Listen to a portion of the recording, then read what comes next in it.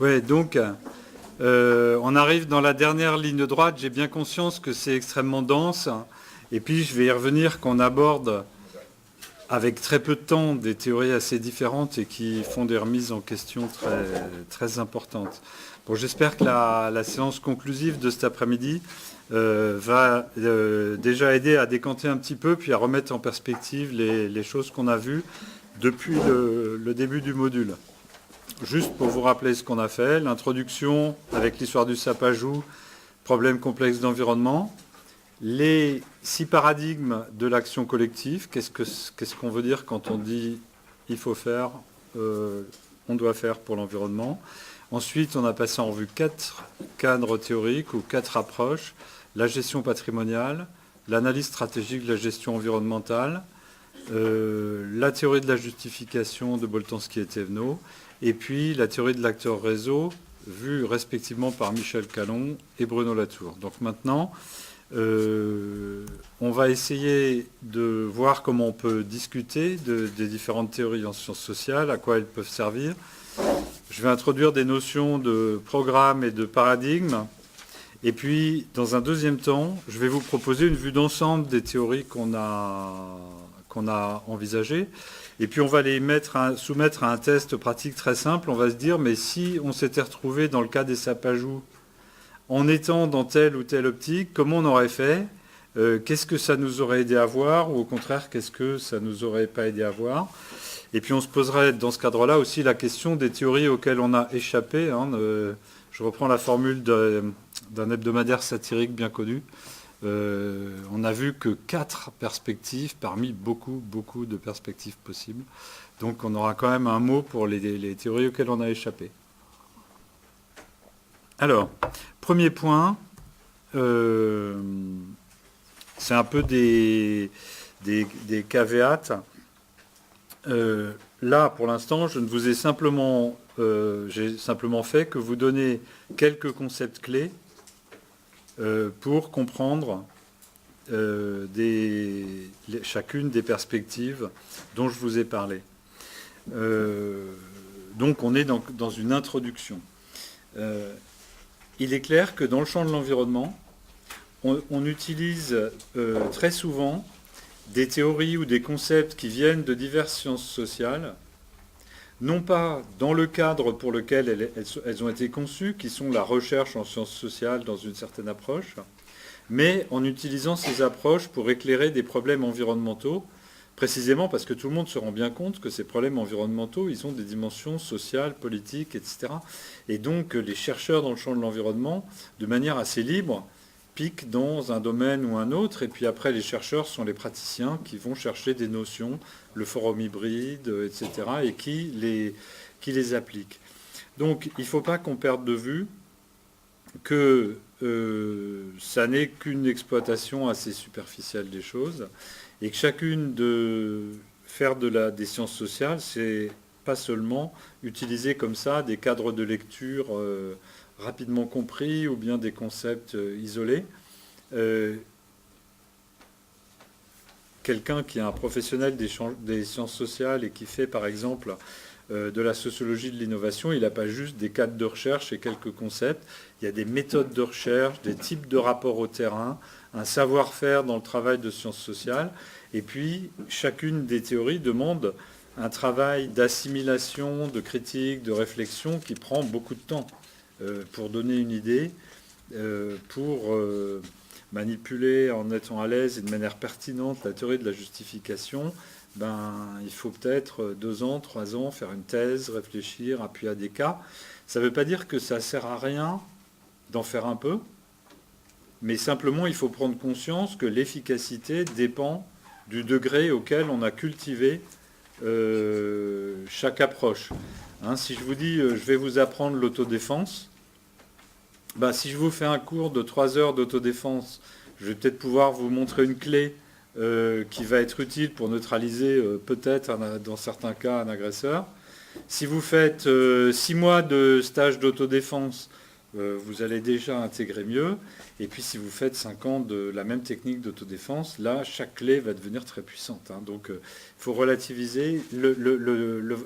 Pourquoi j'insiste là-dessus? Parce que le vrai danger de ces modules dans lesquels on montre et on passe en revue des perspectives théoriques, c'est qu'on a tendance à ne pas voir que chacune d'entre elles a toute cette profondeur dans les méthodes de sciences sociales et dans l'approfondissement théorique.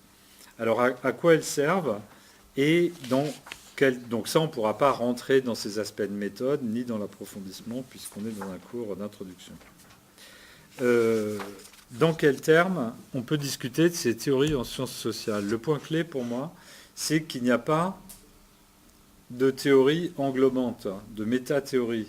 Dit autrement, chaque théorie propose une perspective sur les problèmes, sur les situations, etc. Et on pourrait se dire, il n'y a qu'à les situer les unes par rapport aux autres en se donnant une sorte de vision d'ensemble théorique dans laquelle chacune occupe un poste ou une position précise. Mais ça n'existe pas. Puisque à quelque endroit qu'on se situe, on est dans une perspective précise. Et on pourrait même aller plus loin. Chacun, depuis l'endroit où il se situe pour observer, voit les autres et a l'impression de pouvoir les intégrer dans sa lecture théorique. Mais il les intègre en les appauvrissant complètement. Et donc, on ne peut pas dire qu'il existe un cadre unitaire qui permet de dire « Ah, moi je fais ça, je le vois comme ça, toi tu le vois comme ça, c'est normal, puisqu'on est tous dans ce cadre-là. » Non, ça n'existe pas.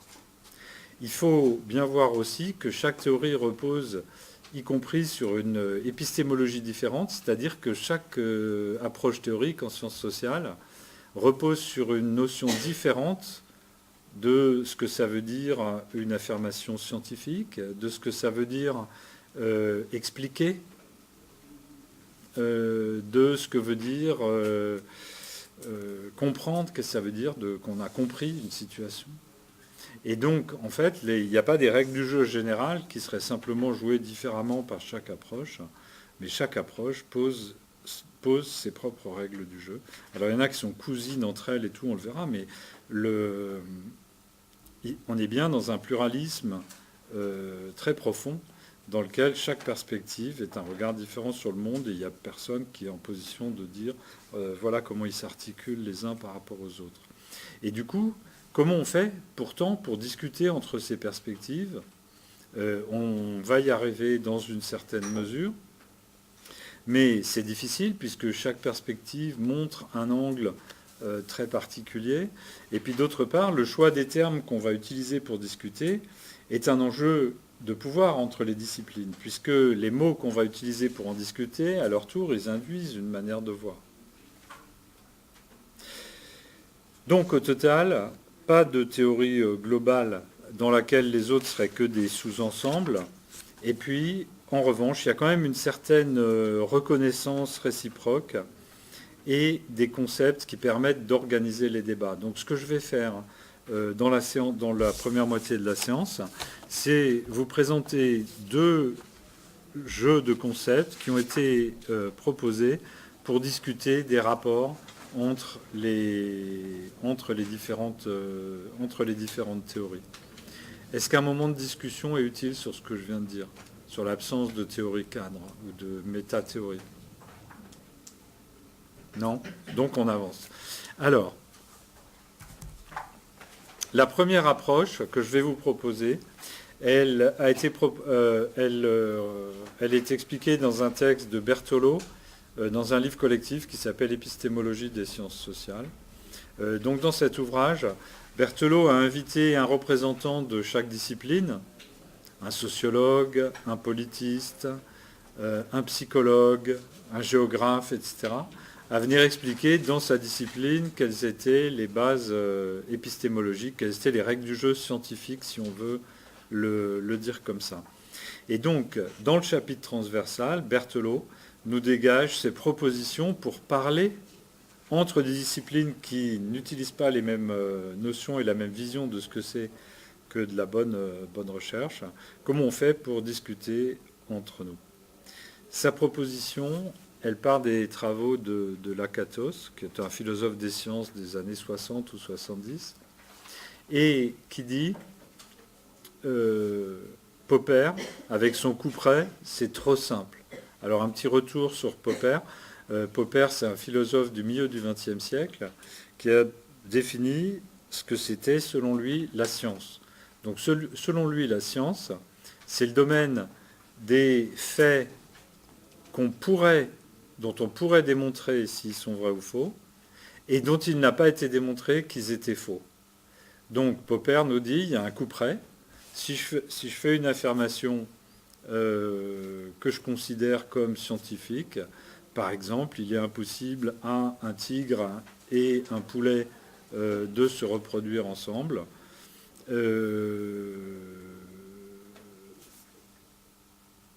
Cette affirmation, on va la considérer comme hypothétiquement vraie, jusqu'au moment où quelqu'un montrera un contre-exemple, et à ce moment-là, paf, ce sera prouvé faux et ça disparaîtra du corpus scientifique. Donc pour Popper, il y a une procédure qui distingue les faits scientifiques des autres et qui est très claire, c'est ce fameux coup près. Lakatos, il nous dit, c'est trop simple et trop radical cette histoire de coup près. Pourquoi ? Parce qu'il y a des théories pour lesquelles il y a des échecs ou des contre-exemples, mais qui par ailleurs donnent des succès très importants et qu'on continue donc à développer au fil du temps. Et par ailleurs, on peut avoir des cas où plusieurs théories coexistent pendant une longue période, même si chacune d'entre elles échoue à expliquer un certain nombre de choses, elles réussissent à en expliquer d'autres et elles coexistent. L'exemple qui était celui, je crois, de Lakatos,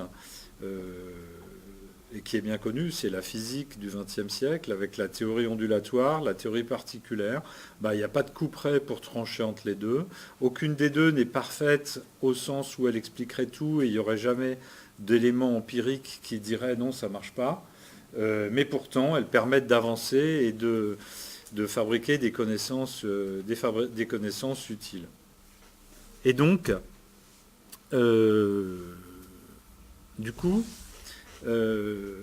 Berthelot en sort des notions dont j'ai retenu 3 qui sont à mon avis très intéressantes pour ce qu'on veut faire là. La première, c'est la notion de programme. Donc ça veut dire que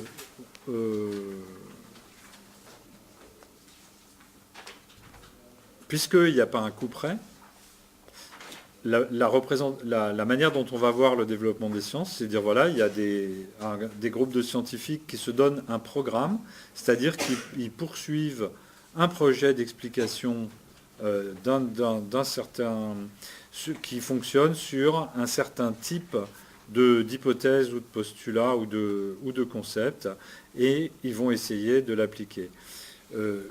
Ce qu'il appelle une théorie, je vous lis sa définition comme dans le PowerPoint, un ensemble propositionnel pour rendre compte d'un domaine déterminé de phénomènes. Par exemple, la théorie de la gravitation, c'est un ensemble de propositions. Les corps pesants sont attirés par les corps qui ont la plus grosse masse. C'est pour ça que les pommes tombent. Donc là, on rend compte de la chute des corps. Et puis, on a un ensemble d'autres propositions en plus pour en rendre compte avec plus de détails, à savoir des corps de même poids vont tomber à la même vitesse, etc. etc., etc. Donc, ça, c'est une théorie. Même chose, la théorie économique classique, elle consiste à dire les agents prennent leurs décisions sur la base d'une fonction d'utilité et de leur préférence. Et donc, les échanges vont se faire de manière fluide à partir de la rencontre de ces préférences. Donc, chaque théorie, c'est un ensemble de propositions, c'est-à-dire d'affirmations, qui a pour but d'aider à rendre compte dans un domaine déterminé de phénomènes. La théorie économique, elle ne s'applique pas à la chute des pommes, et la théorie de la gravitation, elle ne s'applique pas aux échanges entre humains. Donc les théories, elles n'ont pas pour but de tout expliquer, mais elles visent de rendre compte d'un certain type de phénomène. Et puis le dernier concept, ça s'éclairera quand je vous le présenterai, c'est à une échelle beaucoup plus petite. Les schèmes, c'est les schèmes d'explication. Donc on va prendre dans l'ordre ces notions de Berthelot. Voilà l'exemple qu'il utilise dans son chapitre, que c'est celui de l'interprétation des inégalités scolaires par les sociologues dans les années 70. Alors c'est quoi les inégalités scolaires ? On a un système éducatif dont la revendication principale est de donner chance égale et de favoriser l'égalité entre les élèves. Or, on observe que l'origine sociale des élèves pèse sur la réussite des élèves à tous les niveaux du système scolaire. Bon. Comment interpréter ça? L'exemple est intéressant, selon Berthelot, pour une raison particulière, c'est que dans les années 70, est devenu disponible pour les chercheurs un énorme corpus de données parce que une équipe de recherche a suivi sur une longue période, une dizaine d'années, un très grand nombre d'élèves, en suivant en grand détail pour chacun les différents paramètres de sa vie et les résultats scolaires de ces élèves. Et donc on avait un jeu de données solide, statistiquement utilisable, sur ces trajectoires, si on peut dire, scolaires. Et donc, il nous montre que 3 écoles de sociologie ont proposé 3 interprétations différentes sur la base du même corpus de données statistiques. C'est ce qui permet de comprendre que la coexistence des théories, elle existe aussi, voire plus, dans les sciences sociales que dans les sciences dures. Première théorie, la théorie du handicap.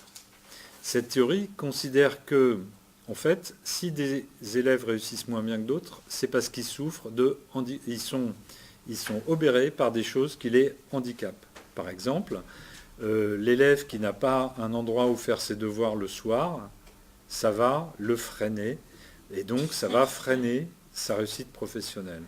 L'élève dont les parents ne parlent pas français correctement, ça va freiner sa trajectoire scolaire.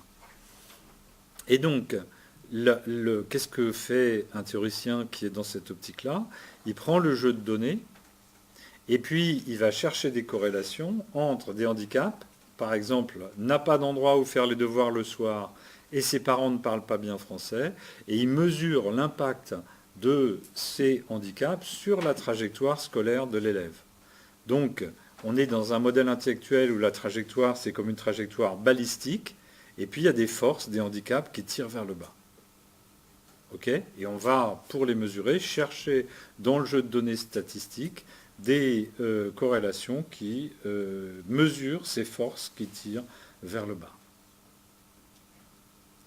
Deuxième théorie à partir du même jeu de données, ou appliquée au même jeu de données, la théorie de l'inégalité des chances. Cette théorie-là considère que les changements de trajectoire ne viennent pas de forces balistiques, parce que les êtres humains sont des gens intelligents qui choisissent ce qu'ils font, mais qu'elle provient du fait que des élèves placés dans des environnements différents font des choix différents.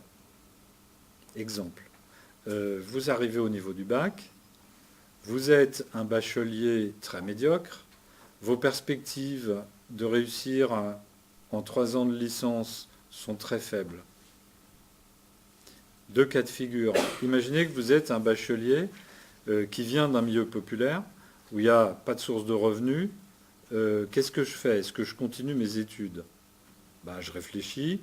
Non, rationnellement, je me dis, c'est pas la peine. Je vais galérer avec des chances d'en tirer quelque chose extrêmement limité. Donc, c'est logique, je choisis de faire autre chose. Vous êtes un fils à papa, dans la même situation. Qu'est-ce que vous choisissez? Je vais passer 3 ans à la fac, même si j'ai très peu de chances de réussir au bout. Je me serais bien amusé pendant 3 ans. Et puis pendant ces 3 ans, il va se passer plein de trucs sympas dans ma vie et tout. Et puis de toute façon, que leur argent aux parents aille là ou ailleurs. Donc vous avez beaucoup, beaucoup plus de chances de choisir de continuer. Et donc, on va pouvoir là observer des différences d'itinéraires scolaires mesurables qui viennent simplement que des gens qui sont dans des situations différentes font des choix différents pour des raisons tout à fait raisonnables et à la suite d'un calcul, et pas du tout comme s'ils étaient des entités qui subissent des forces, etc. C'est tout à fait autre chose.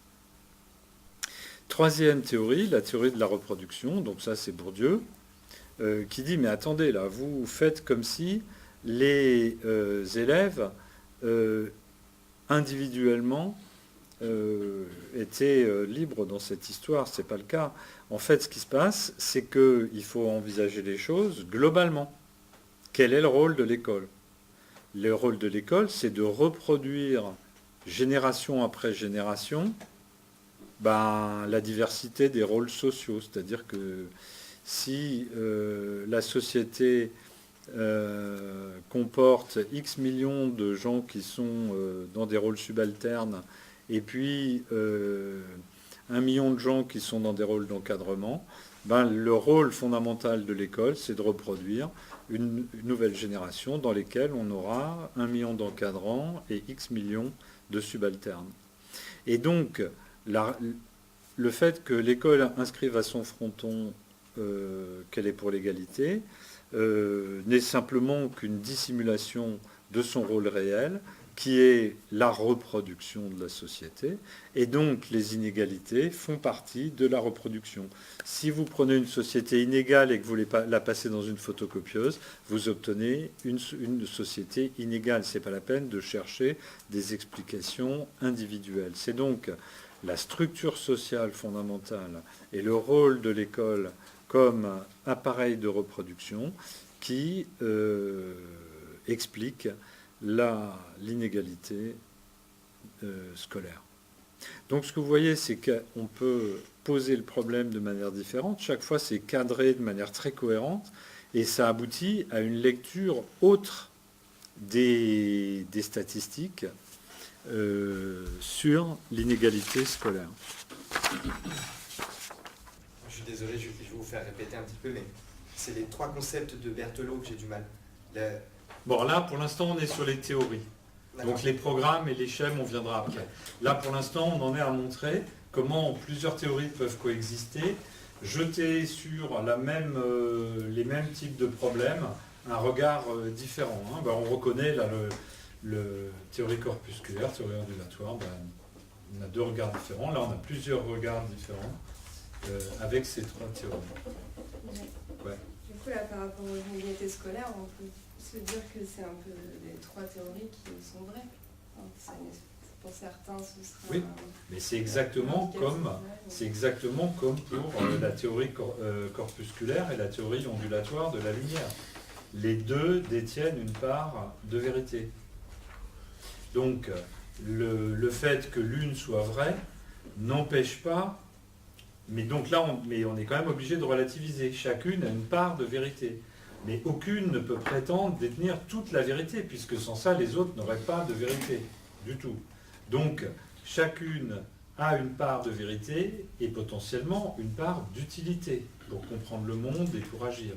Hein, donc, les 3 proposent une interprétation différente. Chacune comporte une part de vérité. Et chacune, bien sûr, va utiliser les données statistiques pour prouver sa part de vérité. Hein, bien sûr, c'est pas juste dans le discours, on n'est pas juste là à commenter des résultats. Ouais. Et alors pour reprendre l'exemple de la dualité de la lumière, il n'est pas possible de dire que les 2 sont vrais, pas juste une part, qu'elles sont entièrement vraies. Entièrement vraies. Entièrement vraies, ça voudrait dire qu'elles expliquent tout. Et c'est pas le cas. Parce que c'est que de la lumière, enfin la lumière en particulier, mais c'est, si je me trompe pas, normalement c'est une dualité. Donc c'est les 2 sont vrais. Et c'est pas qu'une seule part en fait. En fait c'est le mot... On va dire les choses autrement. Chaque théorie explique certains aspects du phénomène. Oui, voilà. Voilà. Mais aucune ne peut dire, moi j'explique le phénomène et les autres non. Chacune explique certains aspects du phénomène. Moi, je la trouve un peu limitée, la théorie de Bourdieu de la reproduction. Parce qu'on sait que, par exemple, en suivant les cycles économiques, il y a des données qui montrent qu'il y a des changements dans les CSP d'une génération à l'autre. Oui. Dans ce cas-là, ça ne va pas du tout expliquer qu'il y a en termes de proportion, même si les gens bougent, c'est pas proportionnel. Je veux dire, c'est sur une crise économique, par exemple, il y aura, je veux dire, stéréotypé, mais il y a par exemple moins de cadres qui vont aller vers des hétérossexuels professionnels, entre parenthèses, moins bien considérés. Et ça prouvera qu'il n'y aura pas une reproduction exemplaire par rapport à la génération Oui, précédente. et c'est-à-dire qu'en fait, effectivement, si on regarde de près, il y a souvent un élément de biais dans l'exploitation des statistiques pour la théorie de la reproduction. C'est-à-dire qu'à chaque génération, on ne va pas regarder en détail le fait que certains vont être passés de la catégorie plus à la catégorie moins, et d'autres vont passer de la catégorie moins à la catégorie plus, si on prend uniquement, ah bah oui, il y en a toujours 1 million dans la catégorie plus et 20 millions dans la catégorie moins, on ne verra pas forcément que ce n'est pas les mêmes. Dans les statistiques sur les inégalités scolaires, on n'a pas ce biais, puisqu'on peut voir, élève par élève, ceux qui sont montés, ceux qui ne sont pas montés, ceux qui sont restés au même étage, ceux qui sont descendus. Et là, on s'aperçoit effectivement que il n'y en a pas beaucoup qui montent et pas beaucoup qui descendent. Mais ça limite la vérité de toute façon. Si la théorie de la reproduction était toute la vérité, il n'y aurait jamais d'élèves qui réussissent en venant de milieux populaires, et surtout, il n'y aurait jamais d'élèves qui échouent en venant de milieux favorisés. Regardez autour de vous, vous verrez que c'est faux. Mais après, c'est une question de jusqu'à quel point c'est vrai. Donc, statistiquement, c'est vrai qu'il y a jusqu'à un certain point de la reproduction. Ouais. Non, je sais pas. Enfin, donc pour moi, cette théorie, elle est vraie en dehors de toute autre considération. Il faut prendre aucun autre facteur socio-économique ou historique, quoi que ce soit d'autre. Elle est vraie que si le statu quo reste le même. Oui, c'est pas moi qui vais la défendre, hein, mais, non, mais donc, comment dire, c'est bizarre que... moi je suis là pour vous dire ce que disent les auteurs. Donc ces auteurs, ils disent, nous sommes aliénés par un système qui nous dit qu'il est une machine à fabriquer de l'égalité, alors qu'il est une machine à reproduire les inégalités. Je prends les statistiques, je constate qu'il y a plus de fils de cadres dans ceux qui réussissent à l'école et que les enfants de milieux populaires ont beaucoup plus de chances d'échouer que les enfants de cadres. Donc j'en déduis que ma théorie est vraie. C'est ce qu'on disait juste avant, ça parle toute la vérité, ça a une part de vérité, ça n'explique pas tout. Mais... Ouais, mais je trouve trop facilement contestable, c'est pour ça. Enfin, Oui, mais chacune l'est. Par exemple, le bourdieusien, il va vous dire la théorie de l'inégalité des chances.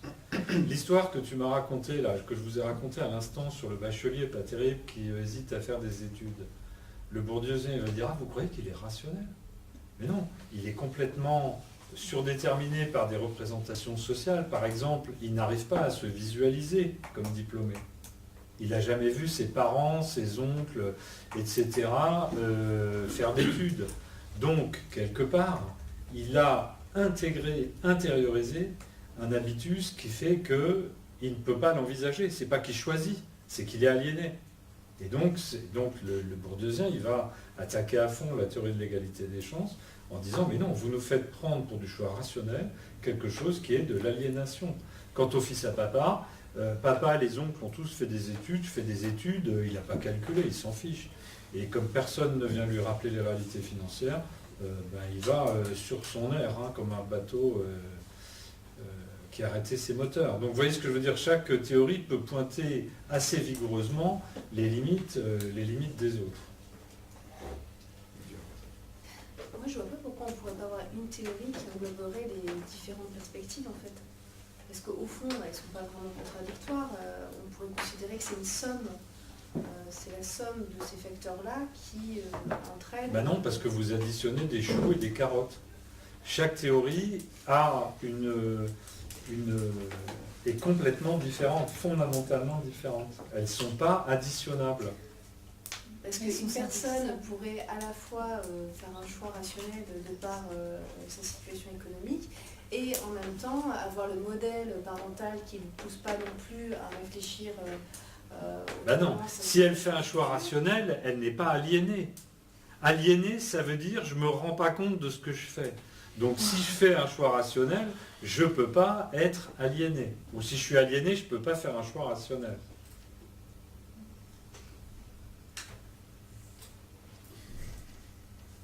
Si vous êtes hyper conscient Hein, imaginez qu'à 18 ans, vous avez votre bac, vous avez déjà fait 50 psychanalyses. Voilà, donc déjà, vous venez pas d'un milieu populaire.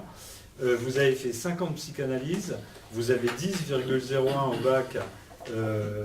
Vous vous demandez si vous allez faire des études et vous avez tout réfléchi sur votre père, les modèles masculins, les modèles féminins dans votre truc, etc. Et vous déterminez que vous allez faire ça. Ben, vous êtes dans une optique de choix rationnel et conscient, vous n'êtes pas aliéné. Vous voyez ce que je veux dire? Donc non, il n'y a pas de... C'est pas parce que chaque théorie comporte une part intéressante de vérité qu'on peut les... Et puis elles ont d'autres différences qui vont se préciser après. Oui, autrement, c'est comme si vous me disiez, je peux être membre de tous les partis politiques français, et en faisant ça, eh ben je suis mieux, puisque j'ai pris en compte tous les aspects. Ben, il y en a qui essayent, hein, mais... Ça me fait penser à une histoire comme ça où je crois que c'est avec un éléphant et on prend des aveugles. Oui, c'est quand on est clair quand même, quand on prend du recul, il y a quand même quelque chose qui explique la totalité quoi, de l'animal. Ben oui, mais là, personne n'est en mesure de prendre ce recul. Mais ça ne veut pas dire qu'il n'existe pas. Enfin, ça ne veut pas dire que c'est pas possible. Bah, des martiens. Donc, là, moi, je ne suis pas en train de vous dire que des martiens n'auraient pas une vision globale. Mais, moi, j'ai rarement l'occasion de discuter avec des martiens. Donc, moi, je m'intéresse à qu'est-ce qu'on peut discuter entre nous qui sommes des personnes prises dans la société. Personne d'entre nous peut dire je suis en dehors et je regarde ça en dehors. L'éléphant, il est plus gros que les gens, c'est pour ça qu'on a cette fable de l'éléphant. Ouais, je comprends bien pourquoi la théorie de la reproduction elle est incompatible avec celle de l'inégalité des chances, mais par contre, les deux premières, je comprends pas trop parce qu'on peut très bien faire un choix rationnel tout en étant handicapé par quelque chose. Je vois pas trop en quoi c'est incompatible. Bah, c'est pas du tout la même explication. Oui, mais... C'est-à-dire que des corrélations qui vont vous sembler être explicatives dans le cadre de la théorie du handicap, par exemple, l'élève qui vient de milieu populaire, il est probable qu'il y a plein de facilités dont il ne dispose pas. Si vous êtes dans la théorie du handicap, vous allez donc trouver une corrélation entre les facilités dont il ne dispose pas et son résultat scolaire. Si vous êtes dans la théorie du handicap, vous allez attribuer sa moindre réussite ou son moindre avancement dans les études supérieures à ces facilités dont il ne dispose pas. Si vous êtes dans la théorie de l'inégalité des chances, vous allez attribuer tout ou partie de cette moindre réussite dans l'enseignement supérieur à des choix. Vous pouvez bien sûr panacher entre les deux, mais si vous panachez entre les deux, vous n'allez pas trouver les mêmes résultats que quelqu'un qui serait purement dans l'inégalité des chances. Et l'autre point de vue, c'est que la vision du monde sur laquelle ça débouche, je vais y revenir dans un instant, est complètement différente. C'est-à-dire que quel est le rapport entre l'élève et la théorie? Dans la théorie du handicap, l'élève est une victime qui subit. Dans la théorie de l'inégalité des chances, l'élève est un acteur qui agit. Or, donc, les conditions dans lesquelles la théorie va pouvoir être utilisée par les gens sont totalement différentes. On va y revenir dans un instant sur l'action.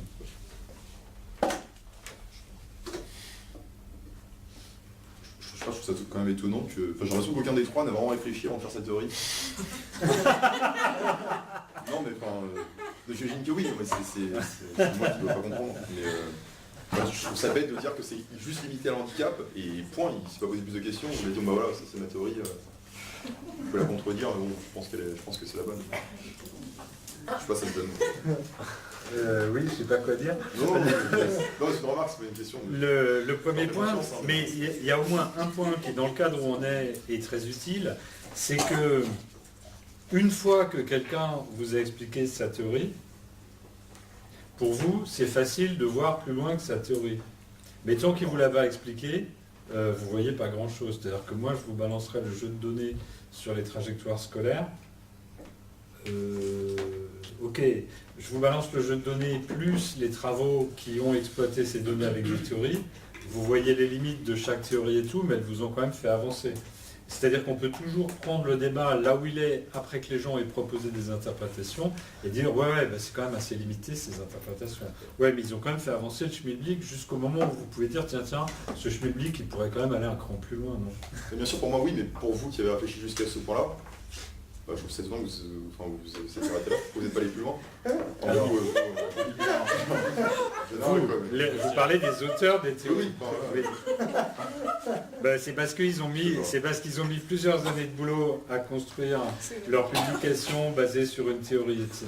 Oui, je peux vous dessus. Et ensuite, on va revenir sur le fait que chacune de ces théories nous envoie dans une direction politique complètement différente.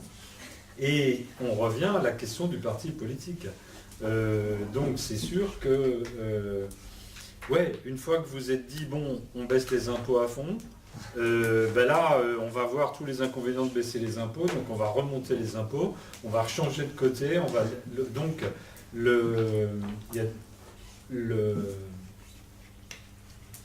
pour être clair, cohérent et compréhensible, il faut adopter un point de vue clair. Mais du coup, on en assume les limites. Hein, c'est un peu ça, aussi dans les sciences dures. Hein, la théorie particulière, elle ne nous dit pas qu'elle va expliquer les trucs de la théorie ondulatoire. Mais elle nous dit, il y a plein de choses que moi j'explique très bien, de manière très utile, et on va continuer à creuser dans cette direction-là. C'est notre job. Et puis, d'autres aspects sont expliqués par d'autres, c'est leur job. Sauf que dans les sciences sociales, il y a une dimension politique qui va se rajouter en plus. Alors, d'autres questions toujours sur ces théories du handicap? J'aime bien cet exemple, je trouve qu'il est très parlant. L'histoire du programme, de l'Akatos. Donc un programme, c'est une théorie ou plusieurs théories qui s'inscrivent dans le temps. Cet aspect-là est très important. Ça n'est pas... ça y est, on a un corpus de connaissances et puis c'est terminé. En fait, c'est des gens qui, sur plusieurs dizaines d'années, choisissent une manière de prendre une famille de phénomènes et approfondissent leur interprétation de cette famille de phénomènes. Donc si vous êtes un sociologue bourdieussien, votre programme c'est de montrer que les rapports de domination structurent toute une série de parties de la société, et donc vous allez étudier ces différentes parties de la société dans l'optique de montrer comment elles sont structurées par des rapports de domination. C'est ça un programme. Donc, il y a un noyau dur axiomatique qui consiste à dire dans chaque programme qu'on a choisi quels sont les éléments clés d'une explication du monde. Alors, dans le cadre, donc, le noyau dur axiomatique, on a des orientations ontologiques, c'est-à-dire quels sont les êtres que je prends en compte dans ma théorie. Par exemple, dans la théorie ondulatoire, c'est des ondes, et dans la théorie particulière, c'est des particules, ce ne sont pas du tout le même type d'objets. Et puis on a des orientations épistémologiques, c'est-à-dire quelle est la forme légitime d'une explication. Qu'est-ce que c'est expliquer? Revenons sur notre exemple des inégalités scolaires. Le noyau dur axiomatique dans la théorie du handicap, il consiste à dire les trajectoires sociales sont déterminées par des forces sociales que les personnes subissent.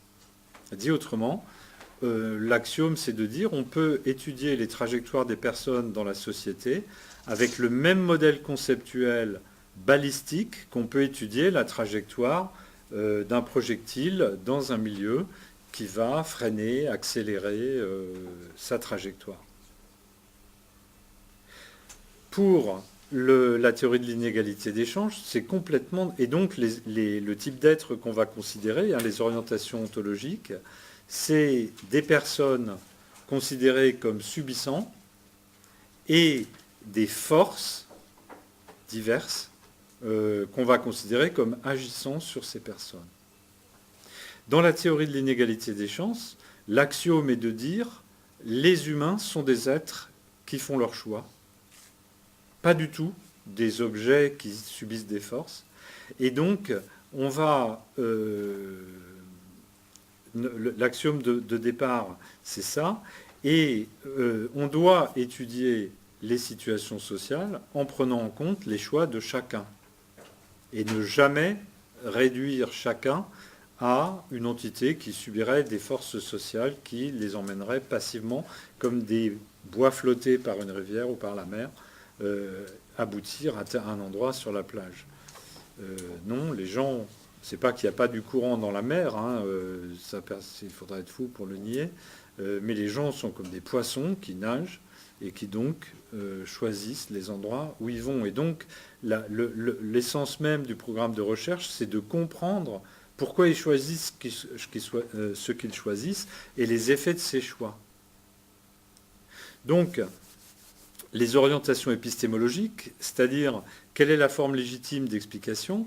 Si vous êtes dans un programme de type théorie du handicap, vous avez compris quand vous êtes capable de prévoir en probabilité ce que va devenir quelqu'un en fonction de son environnement social. Dans la théorie de l'inégalité des chances, on s'inscrit dans un programme plus large qui s'appelle l'individualisme méthodologique.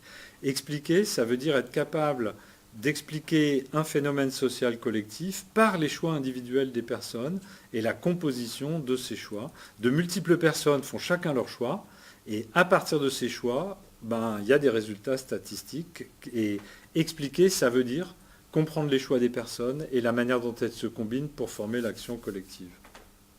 Donc vous voyez qu'on est tout à fait autrement que dans le dernier exemple, la théorie de la reproduction.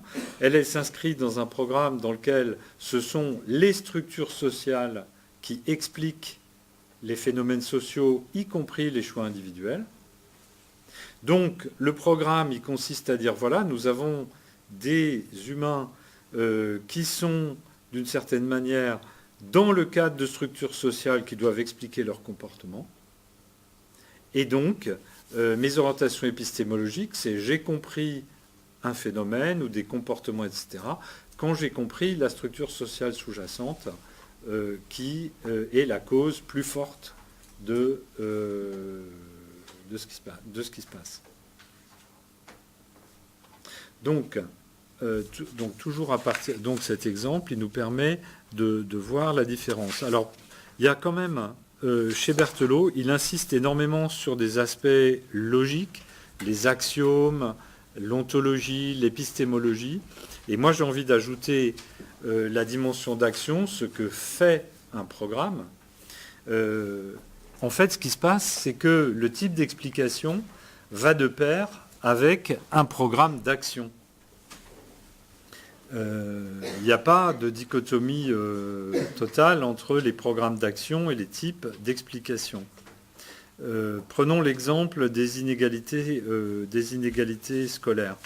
Si vous êtes dans la théorie du handicap, l'action doit consister à lever les handicaps. Donc, par exemple, si vous avez constaté que les élèves qui n'ont pas d'endroit où faire leurs devoirs réussissent moins bien, l'action publique va consister à mettre à disposition des élèves des salles d'études et des surveillants pour qu'ils puissent faire leurs devoirs au calme. Si vous avez constaté que c'est le fait de ne pas être entouré d'adultes qui parlent français correctement qui est une source de handicap, vous allez prévoir que dans ces heures d'études, il y ait des enseignants ou des bénévoles ou des adultes X ou Y qui vont échanger avec les élèves, un peu comme les parents dans d'autres familles échangeraient avec les élèves. Donc vous allez prendre les différents facteurs de handicap et vous allez, par les mesures que vous allez prendre, et lever ces handicaps. Et la théorie d'action est de dire, si je lève les handicaps, l'élève va pouvoir suivre le même parcours qu'un autre élève, puisque c'était ces handicaps qui le plombaient. Vous voyez que le langage commun, lui aussi, il a les mêmes approches théoriques. Quand on dit que quelqu'un est plombé, ça veut dire qu'il est victime d'une force qui change sa trajectoire.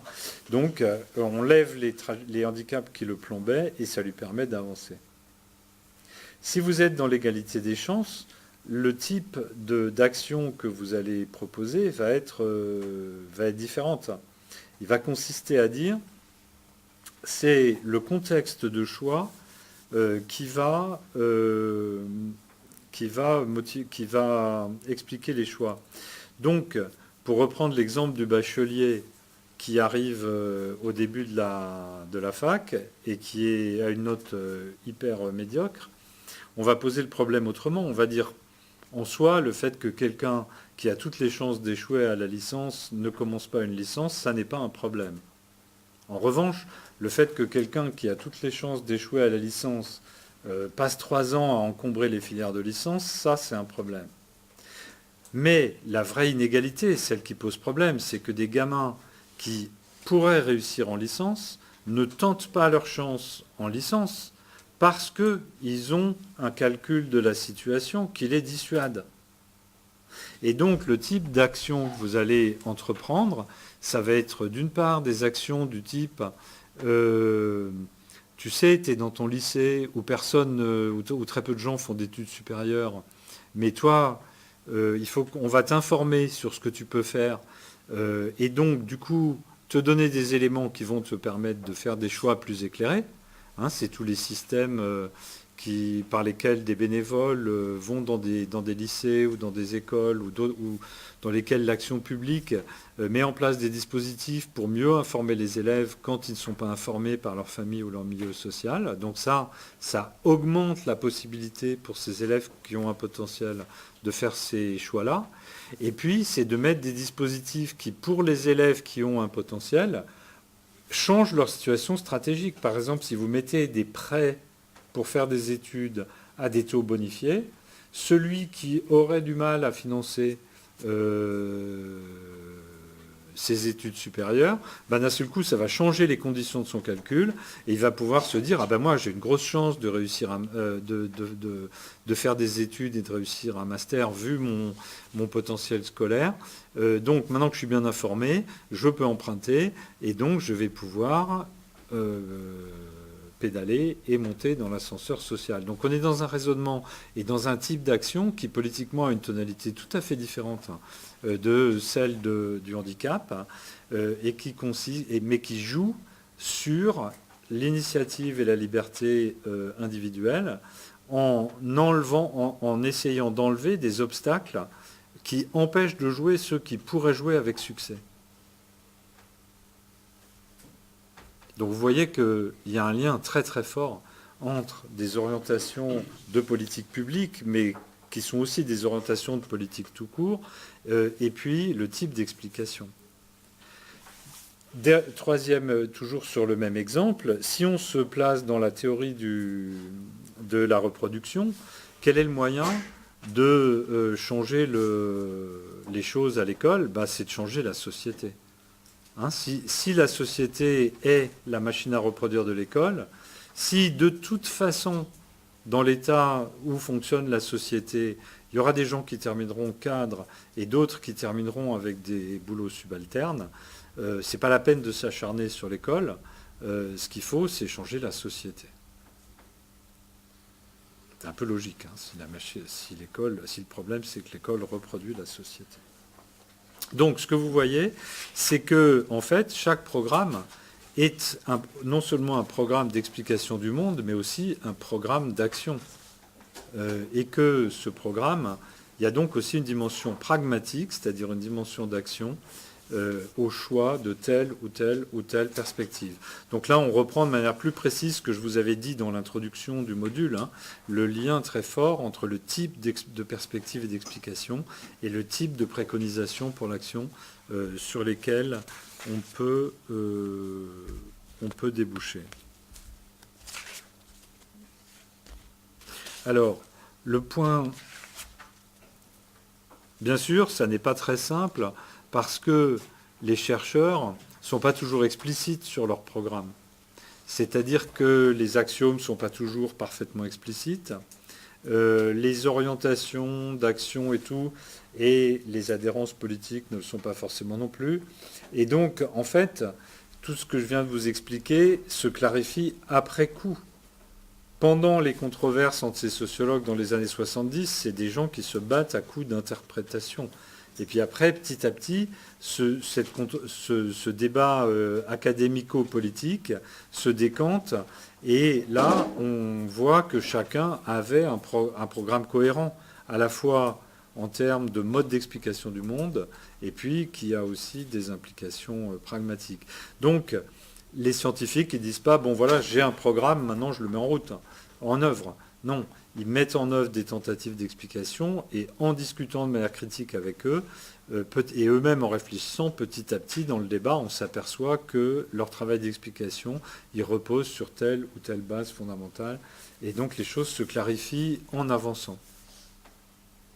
Par ailleurs, les théories utilisent des vocabulaires différents les unes des autres, donc c'est un travail de discussion permanent pour voir qui est où et dit quoi, parce que chacun, en fait, est tout le temps dans une tentative de déborder, de dire mais ce que je dis, ça explique tout, ce que tu dis toi, ça explique presque rien. Donc c'est une sorte de politique des idées. Donc le côté scolaire et clarificateur de cette notion de programme ne doit pas faire croire, ben ça y est, maintenant tout est clair, chacun son rail et c'est bon, pas du tout. C'est comme les programmes des partis politiques. Quand il faut vraiment creuser pour voir quel est le cœur organisateur du programme de chaque parti politique. Si on écoute le parti politique, ça ratisse beaucoup, beaucoup plus large que ce qui constitue en fait son cœur d'action.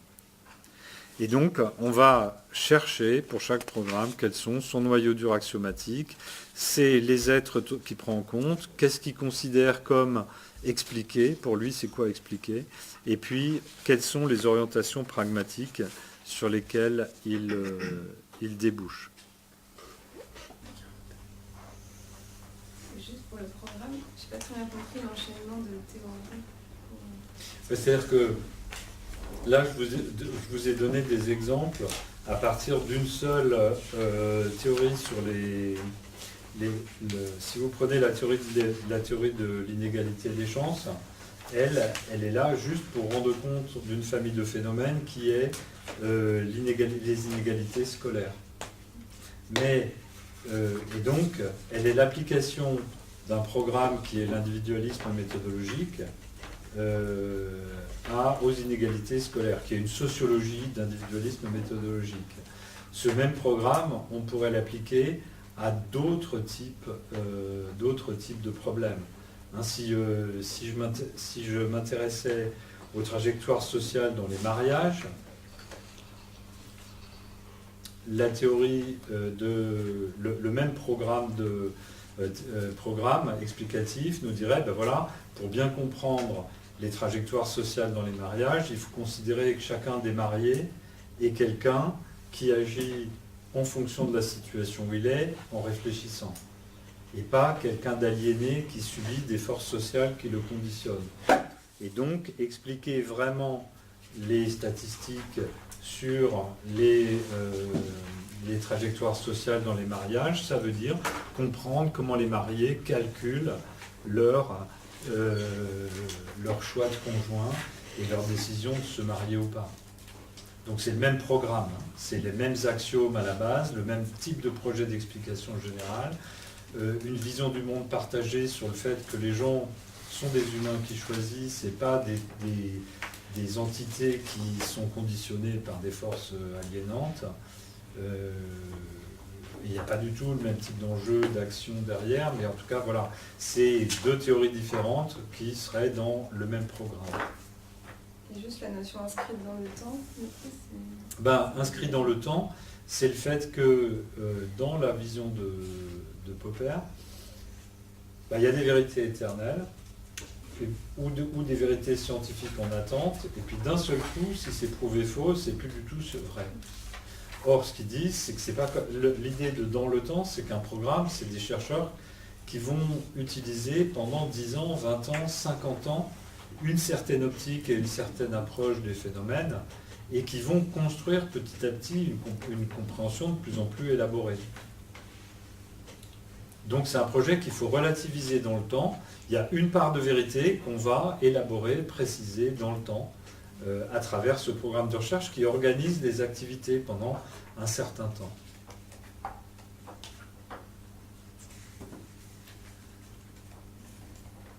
Et puis qu'un jour, ça s'arrêtera peut-être, hein, c'est-à-dire que telle école de sociologie, elle va disparaître parce qu'elle n'apporte plus grand-chose, et puis à la fin, les collègues finissent par avoir sa peau.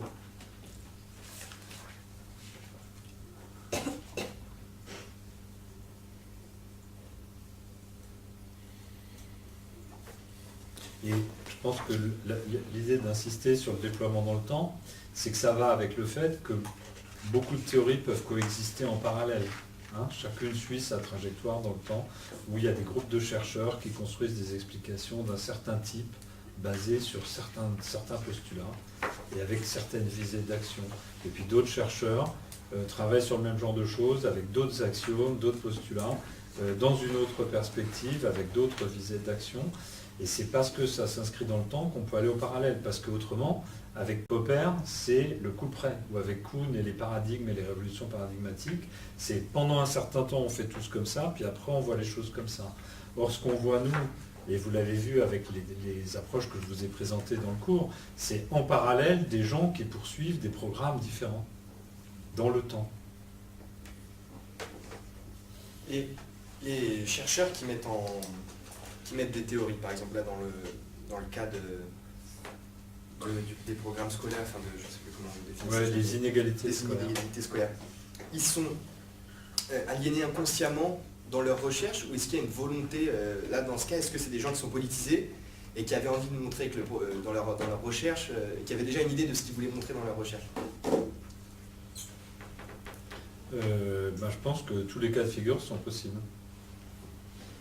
C'est-à-dire qu'il y en a qui adoptent sans trop réfléchir le cadre de pensée de l'endroit, du laboratoire où ils sont, ou du master où ils sont, et puis qui choisissent le cadre théorique qui va leur permettre d'avoir une bourse de thèse. Voilà. Il y en a d'autres qui choisissent ce cadre théorique parce qu'il correspond à une sensibilité personnelle, qui est en même temps une sensibilité politique. Et puis, il y a aussi le fait que notre perception de la vérité est complètement liée à nos préférences d'action et politique. C'est-à-dire que on voit bien dans les réactions différentes d'ailleurs autour de la salle là, c'est-à-dire que si j'ai tel type d'orientation pour l'action et de vision normative de la société, j'ai un mal fou à voir comme explication des choses qui paraissent pourtant vraies et évidentes à d'autres personnes qui ont d'autres orientations ou d'autres préférences politiques. Donc la vérité, la réponse à votre question, c'est ni noir ni blanc. Chacun est dans une trajectoire où il réagit en fonction de sa sensibilité, des explications qui le convainquent ou pas, et chacun est plus ou moins conscient de pourquoi il fait ses choix.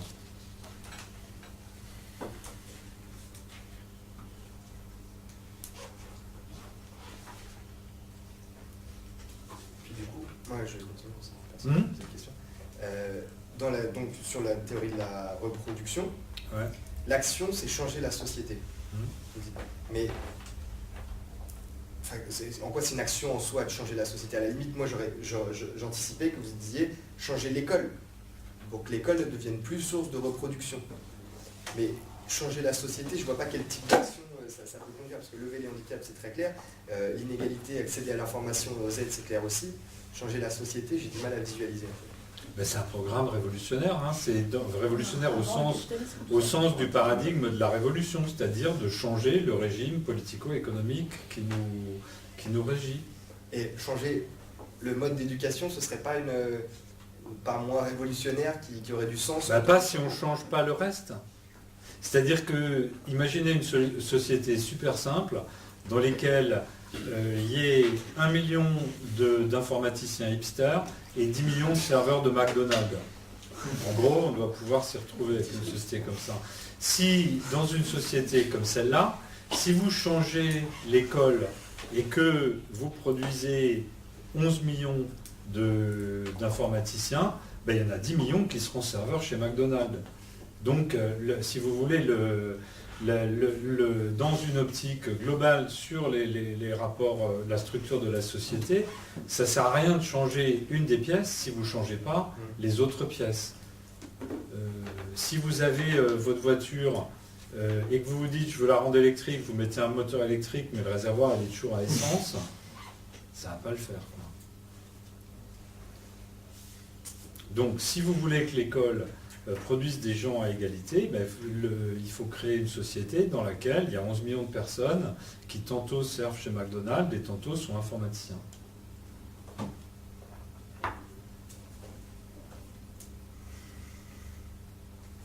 On ne fait pas. Ben, on a déjà essayé, au XXe siècle on a essayé, hein, c'était l'objectif de la Russie communiste, c'était que tout le monde soit qualifié, que tout le monde lise, accède à la culture, etc., etc. Ça a marché jusqu'à un certain point. Et donc c'est en fait... on y reviendra après sur l'aspect action du paradigme révolutionnaire quand on discutera des cas théoriques auxquels on a échappé. D'autres éléments de discussion?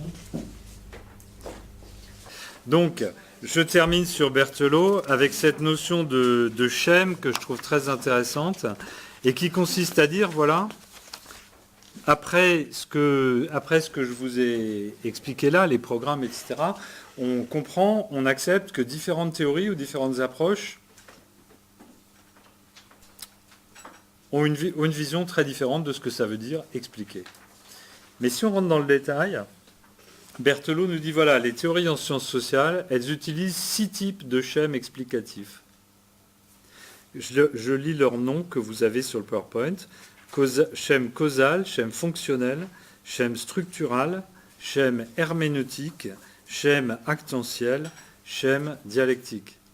Alors, qu'est-ce que ça veut dire? Schème causal, c'est celui dont vous avez l'habitude, c'est les sciences dures, pardon. Si la pomme tombe, c'est à cause de la force de gravité. Ou bien, si l'élève de milieu populaire réussit moins bien, c'est parce que des causes, des forces qui jouent sur lui, comme le handicap, qui sont des handicaps, ont changé sa trajectoire. Donc, on a le phénomène, on a une force qui joue sur le phénomène et qui est donc l'explication du phénomène. Donc celui-là, j'imagine que vous voyez bien ce que c'est, pas de problème. Le schème fonctionnel, c'est l'explication qui consiste à dire tel phénomène est expliqué par la fonction qui joue dans le système. Exemple, pourquoi les girafes ont un long cou? Réponse, parce que ça leur permet de brouter au sommet des acacias dans des écosystèmes où souvent il n'y a pas grand-chose d'autre à brouter que les feuilles au sommet des acacias. Donc, on explique des phénomènes sociaux en disant telle chose elle est organisée comme ça parce que ça permet de résoudre tel problème. Vous voyez que c'est complètement différent du schème causal et que pour des scientifiques qui cherchent à trouver des causes, le schème fonctionnel est extrêmement critiquable. C'est-à-dire que si je suis généticien, le coup de les girafes ont un long cou parce que ça leur permet d'aller au sommet des acacias, je ne vais pas encaisser ça. Il va falloir trouver d'autres étapes pour se ramener au cas de figure où l'état des choses au temps t explique celui au temps t plus 1, et pas une sorte de finalité fonctionnelle. Mais ce schème, il est très utile ou très utilisé. Le schème structural, alors ça c'est le plus difficile à saisir, pourtant il est très important. Alors les mots de Berthelot, c'est tel phénomène prend sens dans des règles disjonctives. Ça veut dire telle notion n'a de sens que parce qu'elle sépare des opposés qui s'opposent dans la société. Exemple, la notion en politique de droite et de gauche. La droite ne peut se définir en politique que par rapport à la gauche. C'est d'où les débats un peu absurdes. On se demande si le Parti démocrate aux États-Unis est de gauche, en le comparant à notre gauche, à nous. C'est un peu comme si on se demandait si l'Allemagne est vraiment à l'est, alors que les Autrichiens la voient à l'ouest. Donc voilà, le schème structural, c'est celui qui, pour rendre compte des phénomènes, montre les disjonctions les significatifs qui permettent de le comprendre. Donc la vie politique, elle s'organise dans une opposition entre droite et gauche, et ces concepts ne se définissent que l'un par rapport à l'autre, et la dynamique qui les réunit est une dynamique d'opposition ou de disjonction. Dans les théories qu'on a vues, l'analyse stratégique de la gestion de l'environnement définit l'acteur d'environnement principalement dans un schème structural. C'est-à-dire l'acteur d'environnement, c'est celui qui pousse la résolution d'un problème d'environnement face à d'autres qui sont inertes ou qui résistent dans une situation donnée. Puis après, sur un autre enjeu, ce ne sera pas forcément la même répartition du jeu d'acteurs. Par exemple, si vous êtes un défenseur des chauves-souris, vous allez freiner le développement des éoliennes dans certains types d'endroits, et par contre, vous allez plaider pour tel et tel type de politique que d'autres jugeront tout aussi écologique que les éoliennes. Donc, ce qui définit l'acteur d'environnement, c'est le fait que sur le dossier qui nous intéresse, il se retrouve en position d'opposition ou de complémentarité ou de disjonction, c'est le mot juste, par rapport à d'autres acteurs qui, eux, ne portent pas la préoccupation environnementale qui sert de référence à l'analyse. Le schème herméneutique, donc herméneutique, c'est le mot savant pour dire interprétatif. Le schème herméneutique, il consiste à dire, voilà, tel phénomène que j'observe en surface est la manifestation de surface d'un phénomène plus profond, et expliquer, c'est être capable de nommer et d'écrire le phénomène plus profond dont le phénomène expliqué est la traduction superficielle. Par exemple, si on cherche, on n'en parle plus tellement aujourd'hui, mais pendant très longtemps, les gens ont dit en Allemagne, il y a beaucoup plus d'écolos. Pourquoi ?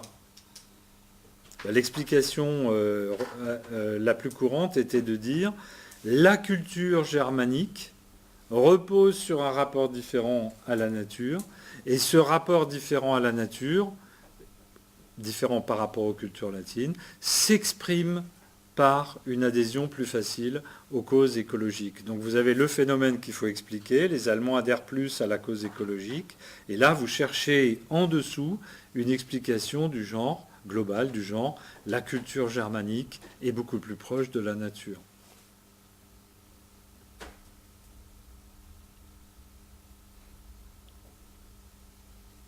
Le schème actentiel, c'est le schème qui consiste à dire expliquer, c'est expliquer tout phénomène social comme le résultat d'actions intentionnelles. On l'a déjà vu avec la théorie de l'inégalité des chances. Expliquer, c'est dire, voilà, les bons hommes qui sont dans la situation, les personnages qui sont dans la situation, je peux dire que je les comprends si je comprends pourquoi intentionnellement ils font des trucs qui, moi, me paraissent bizarres, mais qui font intentionnellement. Donc vous voyez bien que c'est complètement différent du schème causal. Dans le schème causal, on a des boules de billard qui se poussent les unes les autres, des forces qui jouent les unes sur les autres. Dans le schème actentiel, on a des agents qui agissent de manière intentionnelle, et c'est la combinaison de leurs actions qui est la forme d'explication. Et je termine par le schème dialectique. Donc ça, c'est par exemple le schème des lectures marxistes. Le phénomène qu'on observe est le résultat du développement des contradictions au sein d'un système.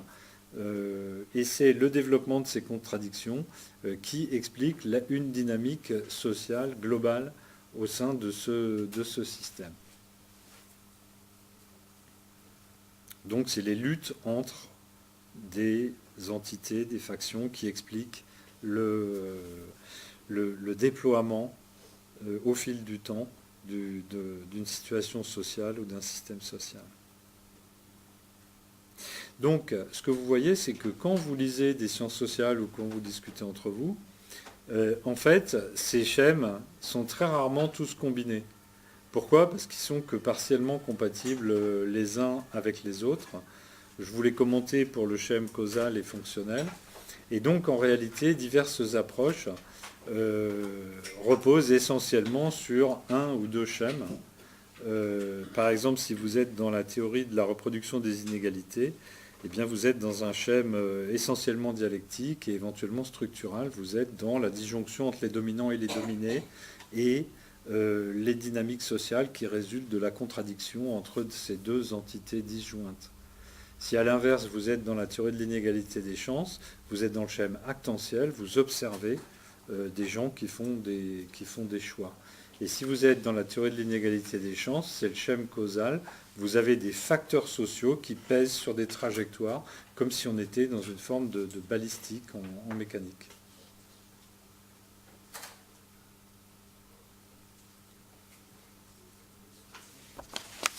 Bon.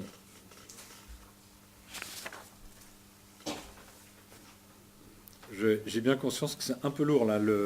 On est après c'est la 4e séquence de la semaine. On va se donner une petite discussion sur ces schèmes.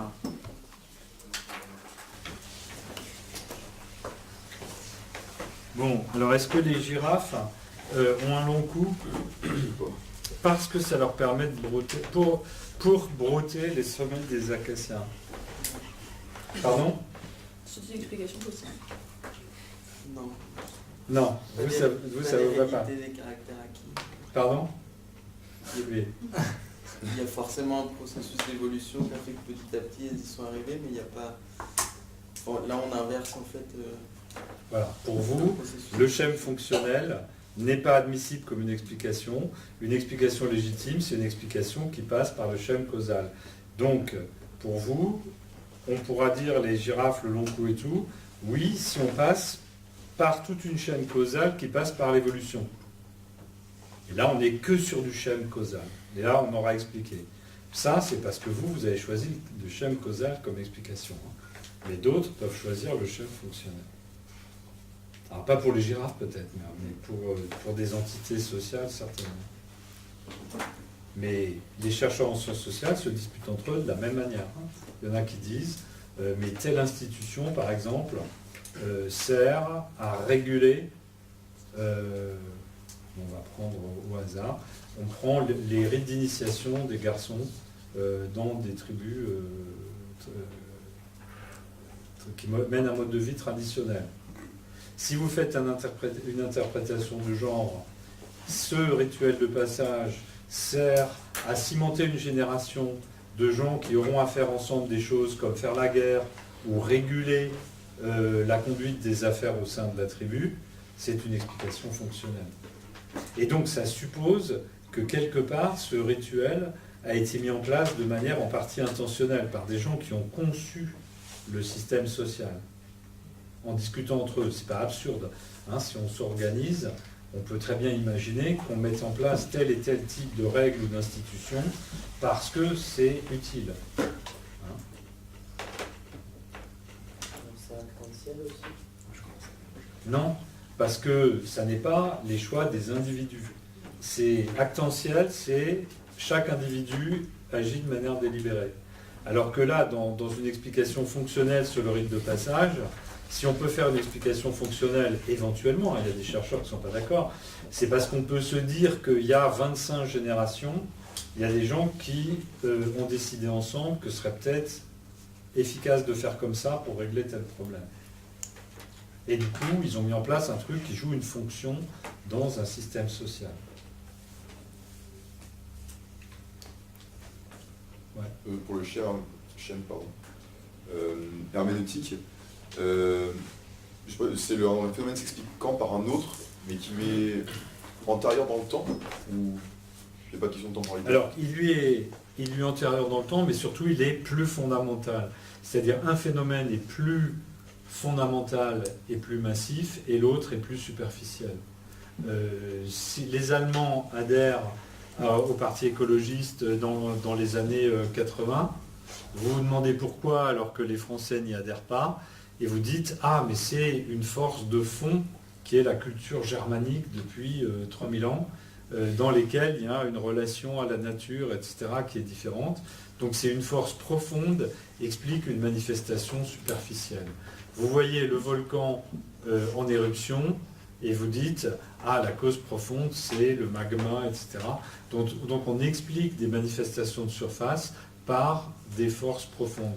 Autre exemple, vous avez rêvé un rêve et vous allez voir un psychanalyste jungien et il va expliquer votre rêve par des archétypes de la psyché humaine plus profonds qui vont trouver une manifestation anecdotique dans votre rêve. C'est bien dit.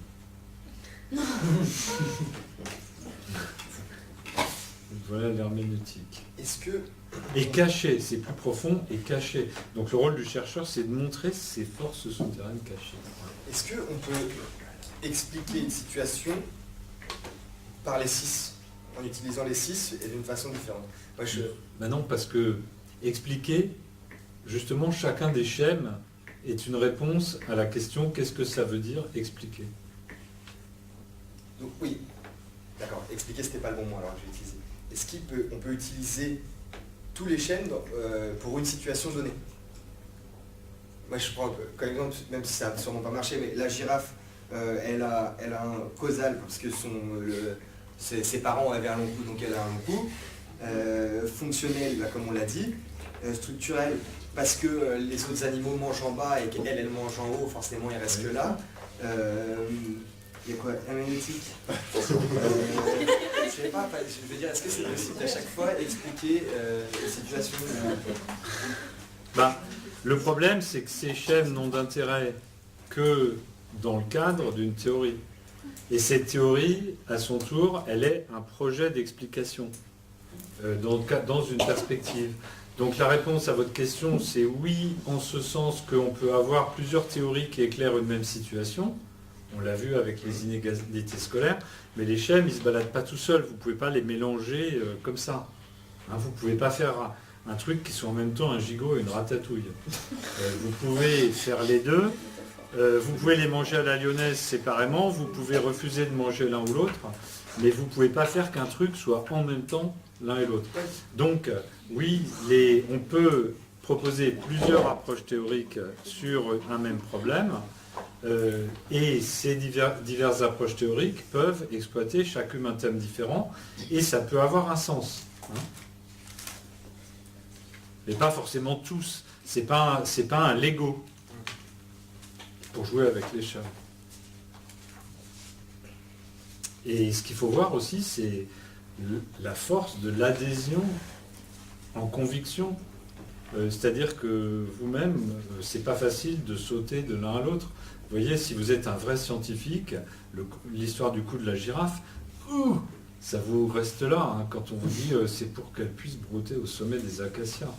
De la même manière, si vous êtes un structuraliste, vous avez développé cette lecture des antagonismes.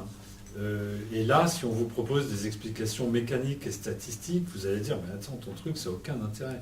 Donc c'est quand même des briques fondamentales. Donc oui, plusieurs lectures théoriques sont possibles, mais chacune demande un vrai investissement et le plus souvent demande un travail, un théoricien, quelqu'un qui interprète, etc. Vous voyez ce que je veux dire? Ce n'est pas des outils qu'on peut manipuler individuellement en disant je vais mettre un truc, un schème et tout. Là, on est juste là pour se donner des mots, parce qu'on va se retrouver dans des situations environnementales où on va entendre des spécialistes qui vont nous en parler, et on va se demander mais comment comprendre que l'un voit ça comme ça, que l'autre voit ça comme ça. Ces concepts, je vous les donne parce que ça va vous aider à vous repérer dans les contradictions entre les différentes perspectives, sans être amené simplement à dire ah ouais là je suis d'accord, là je suis pas d'accord, mais à trouver des mots pour le dire. Ah ben tiens, lui il est dans une optique où il tend à expliquer de cette manière-là, et puis tel autre, pour lui on dirait que c'est ça à expliquer.